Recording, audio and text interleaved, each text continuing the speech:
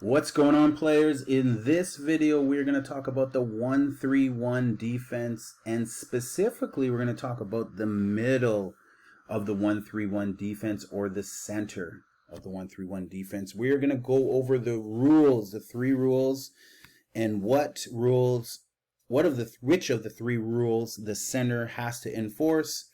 We're going to talk about what's required for a good center, what skills should he or she have, and then their role as far as it pertains to rotations and their responsibility in the defense. Let's break it down right now. So the first thing we want to talk about are the three rules. The first rule being no middle, the second rule being no baseline drives, and then the third rule being no quick passes, pass, or swing. Which of these rules can the center help enforce that will limitate? Is that a word? Limit the offense from being able to take some successful shots or drive successfully to the hoop. So the first rule is the no middle rule. And obviously we know the no middle rule is primarily our tops rule, where the top plays great on-ball defense, pressuring the ball to the side. But if the ball handler is a skilled ball handler and is able to successfully kind of beat the top past and zigzag his way through, it now becomes our middle's responsibility to play the second level of good on-ball defense. Again, being skilled to stop the ball, being in the middle. Okay, we may have these guys pinch in a little bit, but he has responsibility to enforce the no middle rule. Because reality is, if the ball handler is able to get middle past our center, there is a good chance that they are going to score with some simple 2-on-1 play that we would be out of position for, and it would look something like this. So we can't allow our middle. We cannot allow the middle, especially if the guard is beating two players to get past the free throw line and drive middle. Then it really puts us in a bind for two of the easiest shots in the game of basketball. Okay, so no middle. Definitely the center has a rule for that. The next thing is no baseline. We want to make sure that our center, again, center playing on-ball defense with the baseline is similar to the middle. Our center, our bottom crashes out and covers no baseline. Okay, and our center crashes down and fronts the post right here to be in a position to defend any drives. Okay, that's primarily why the center wants front post, is because it needs to be in a position to be able to defend against the drive, especially if the primary defender, which in this case is our bottom guy or the shooting guard, is beat. Now, the shooting guard wants him to be beat going into the funnel because our on-ball defender is in position, not out of position, but in position to step up and defend the ball right here as it goes into the funnel. Okay. Now, if it went baseline, okay, if he was able to go baseline with it, if our middle is out of position or our center is out of position, it really leaves for an easy shot opportunity right here, because their player may be in front position and can shoot that ball no problem. Okay, so it also leaves for a baseline drive and a pass right here. Again, he may be fronting, but if he's out of position, it makes it dangerous if a baseline drive going baseline is allowed. But our center's responsibility is no baseline as well. So he has the responsibility of no middle. He also has the responsibility of no baseline. And he needs to stop up and play good on-ball defense if the primary defender gets beaten. Okay, and then the third rule, which is no quick passes, no two passes. One quick pass is fine. We can allow a single zip pass. That's fine. But when it's swing, okay, swing here and then a swing here, can't allow that. And the center The reason we cannot allow 2 or more quick passes is because usually the center is not fast enough to keep up to 1, let alone 2. So if the center has to keep up to 1 quick pass, let's just say he's here and the ball is here, the center's primary job is to follow the ball and stay between the ball and the hoop. Okay, if the ball is here, the center is between the ball and the hoop. If the ball is over here, the center rotates and stays between the ball and the hoop. Let me just move these guys out of the way. I don't know where to put them right now. Wing. I don't need you guys on here. I don't know why you're on here. Get you guys off. Okay. He's between the ball and the hoop.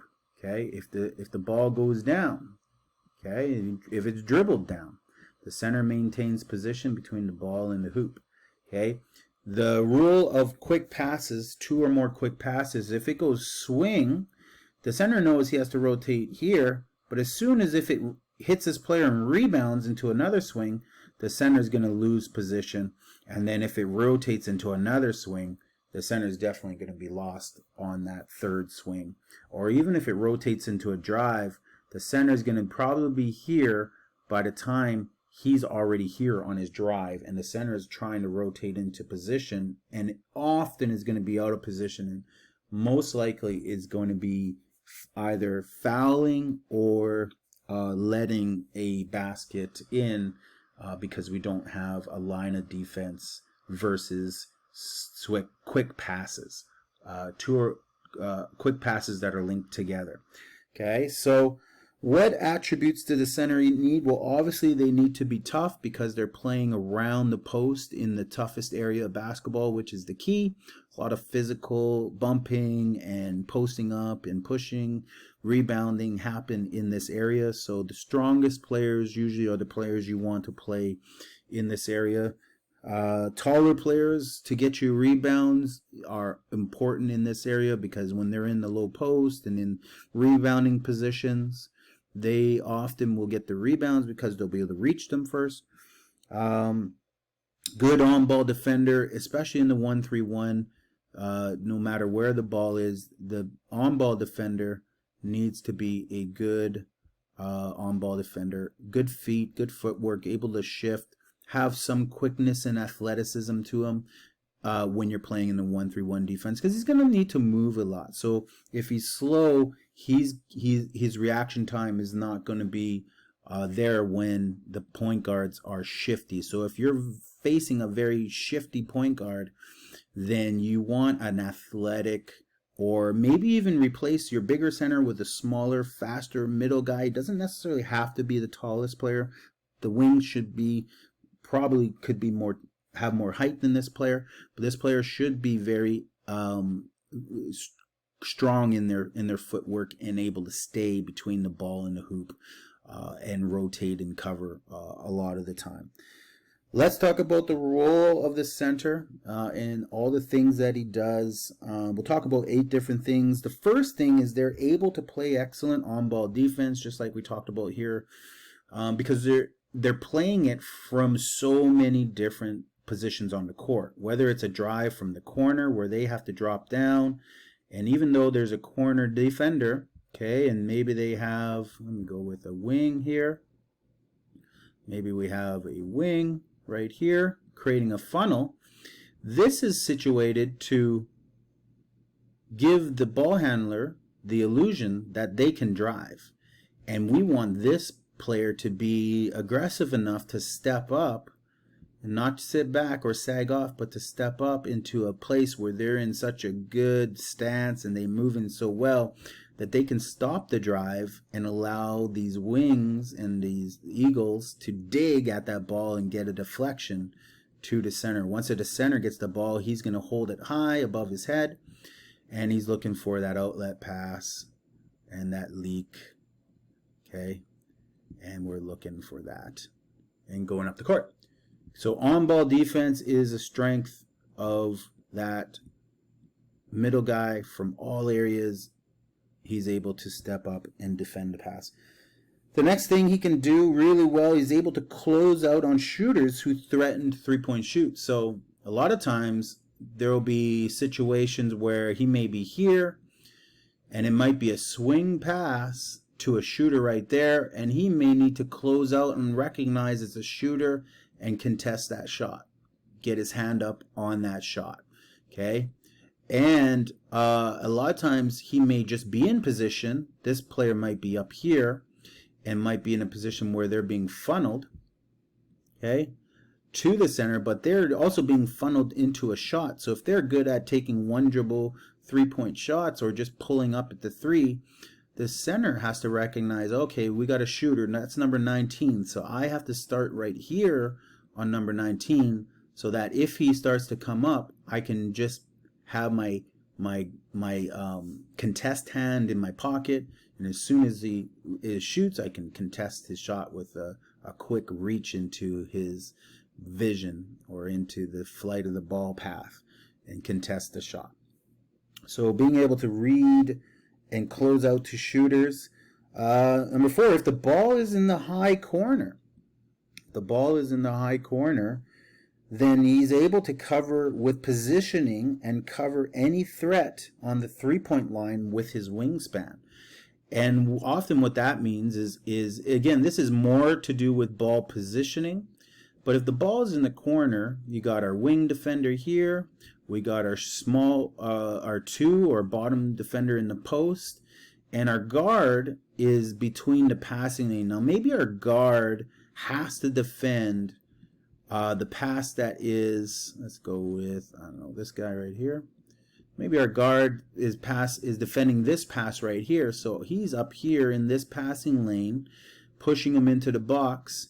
But they put a player on the weak side, and this is common. Often you'll see teams go into a 2-1-2 formation, which looks like this. What I got? Who am I missing? Small forward. Got him. Power forward. Got him. Shooting guard. We'll put a shooting guard. Got him. Center. Missing center. So sometimes they go into like a 2-1-2 position. We got 2-1-2. I don't know. Point guard. Power forward, smaller forward, shoot. I don't even know what I'm missing. Small forward, power forward, shooting guard. There we go. Okay, there we go. So 2-1-2. 2-1-2 is often the defense or the offensive formation. If not practice, it's hard for players to know how to do it. But they're trying to put a player right here and then 2 players on the weak side. And realistically, offensively, we may have 1 player, which would be our opposite wing. So he may be fronting this low post right here. But if they can get this pass right here, then they often will have a situation where this player could come in, he could drive, which would draw help and would give this player a shot, or draw help from here, which would give this player a shot or a chance to score, depending on what those players know. But teams will adjust against our 1-3-1 by putting, let's just put him, I don't know, it doesn't really matter. We're just going to put him in the low post, him in the fronting, by putting a player in the free throw circle, okay, in the middle. And the center needs to be able to be between the ball and the hoop, but with his arms out, also influence this pass, okay? Be able to influence and not necessarily have to shift over and lose positioning right here, but to stay in position and just put their arm up and influence this pass right here, okay? And that is a tiny, small detail, but it's a very important detail when it comes to playing big, playing with your arms up, deflect a pass, looking at the ball handler's eyes, and again, reading what next pass they want to make. Next one is, if the ball goes corner, the center must be able to crash down and bump in front any low post player and deny any post entry attempt. And we talk about this in practice often, is the physical skill that this player may have. Okay, they may be a person here in the low post that's being fronted by our bottom. And the bottom knows that when the ball gets rotated here, he must rotate out and cover no baseline. But at the same time as that rotation, to prevent swing, our center, when that pass happens, has to crash down. And during that rotation of crashing, he literally is going to bump and physically ram into this player. Not hard enough where you're going to get a foul, but hard enough where you're going to bump him. He may shift slightly, and then you have front position. So just a physical game there to bump that player out, have your hands up, and take away that pass. Every time the middle player is playing this rotation, you have to play it like there is going to be a pass. You have to play the rotation as if there's going to be 2 quick passes. Okay? And what that means is pass here, when you're rotating down, you have to have your hand out in front of you, trying to get to that passing lane quickly. You're rotating with your hand down, with your arm out, and if the ball comes here, you may be able to get your fingers on it and deflect that out of bounds, or deflect that down to your shooting guard, or deflect it to yourself because you had your hands ready. Had you had your hands just to your side or running in running motion, you're not actually trying to get that pass, and it may squeak its way in there, and now you're out of position, and there's an easy score right there. So you're preventing that using all your limbs in your brain and your athleticism and your timing and your anticipation. You're anticipating it as soon as it leaves. You're anticipating, you're rotating down, and you get your hands on that pass. And it happens a lot. That pass is often a go-to pass for teams against a 1-3-1 defense. You're able if the ball gets passed into the post, you're able to rotate into proper position between the ball and the hoop and play defense. And again, that's the same thing that happens. So, this may be here, and it might be a pass down to here and a quick pass in right to there, and you may rotate late. Okay? And he's rotating out. Now you have to learn that, well, I can't rotate to the front. I need to rotate to the back in position between the player, the ball, and the hoop. And you want to be smart enough to know when you needed to rotate in the front, which usually is before the pass, okay, to when to rotate behind, which is usually if the pass is already left the player to the post position, it's already in the air. You don't want to try to go in front of that. You want to try to get position and get behind that pass and defend that pass before it gets there. If the ball swings from corner to corner, you're able to read the pass type and cover ground quickly into position. And all that means is this pass right here to this pass right here, and maybe you're here and you're in front position, and maybe he's here, and maybe he's like here, doesn't matter. But this pass right here, this skip pass, your job is to get from here all the way over here. Okay? And sometimes this player may make your life a miserable hell trying to make that rotation. They may be screening you or sealing you. So you have to be able to fight over top. And it may mean coming all the way up here to rotate down to get this position in on this key. But your job is to see that long pass and rotate and get it. Same thing can be said that this pass here, sometimes you'll see a baseline drive to a wing pass right here. And you try to defend the baseline drive. Okay?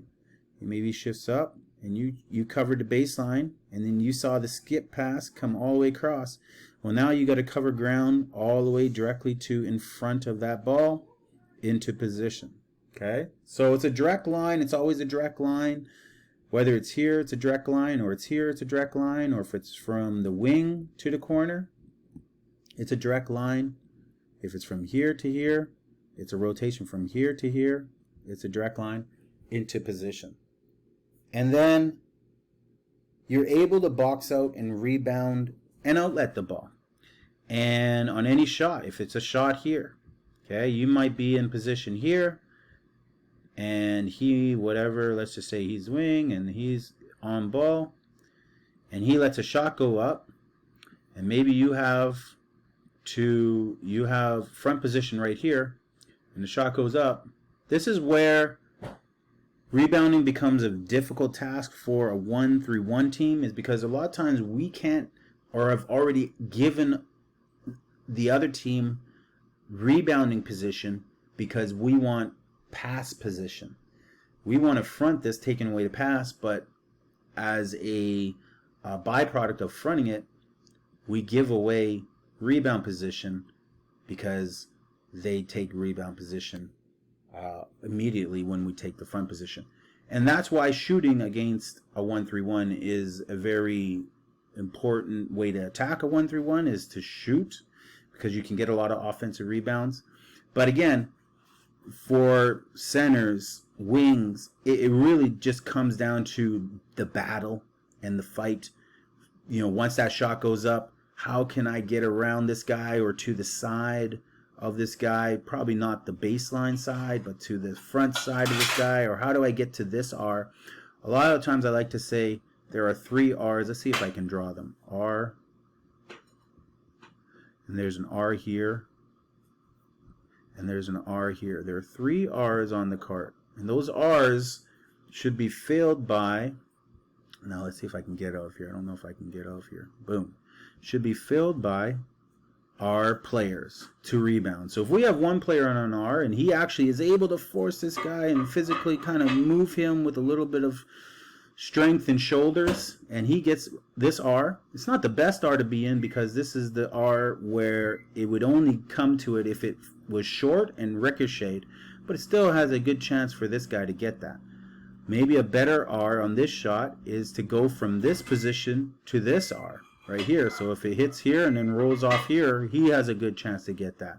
And the same thing goes is maybe this, when that shot comes up from this corner and he's boxing out here and he gets position here, our weak side wing should be in position right here to get the rebound on the weak side. So now we have 2 players on R's and they only have 1. And that's a rebounding strategy, basic and simple. But rebounding is just a physical determination for the player who's more determined to get the ball and rebound the ball. Let's talk quickly about where the ball position is and where the center is. And this is really easy, so it'll be quick. And I'll take out these guys because it doesn't matter right now. But we're just going to talk mainly about funnels and then about positioning as far as our rotations. The rotation is always the same. So we'll take these guys off. Let's just leave the center on and the ball on.